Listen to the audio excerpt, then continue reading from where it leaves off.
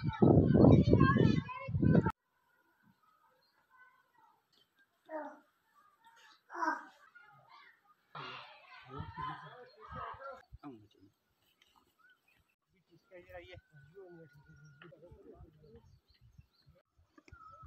ये देखियो तो ये पूरा एरिया जड़ो थो यो फट गयो वो थो। उसके बाद चौकीदार ने हमने क्यों उसने मंडी रिपोर्ट की, फिर हमने खुद की। गुजरे कल हूँ डीसी साहब को गयो, उन्होंने को एप्लीकेशन दी थी। उन्होंने भी यही क्यों कि तुम पटवारी को जाओ, और एक एप्लीकेशन उन्होंने मार्क करके भी दी थी, जी मैं पटवारी साहब ने आन गए दी थी कि हम डिसाइड करेंगे, हम मौका पर आवांगा।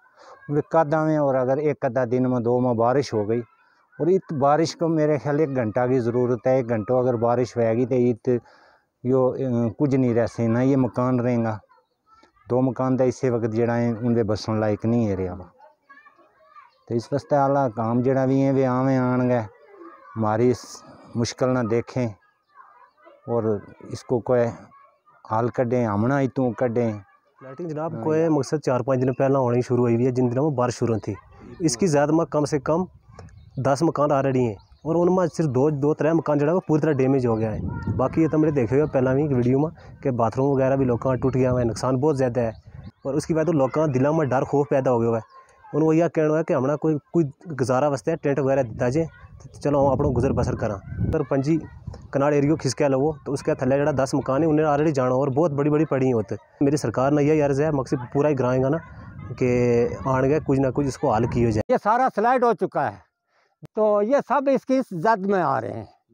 ये बच्चे रात को यहाँ इन मकानों में नहीं रहते, ये बच्चे बस इस साइड में रहते हैं रात को। माल मवेशी भी कभी अगर बारिश सर्दी ना हो तो जो भैंसे डंगर वगैरह भेड़ बकरियां उसको भी मकानों से निकाल कर अलग ले जाते हैं रात को। दिन को भी 2-4 आदमी इधर फिरते रहते हैं, देखते रहते हैं कि कब ये आफत आएगी और हमें लपेट में ले लेगी।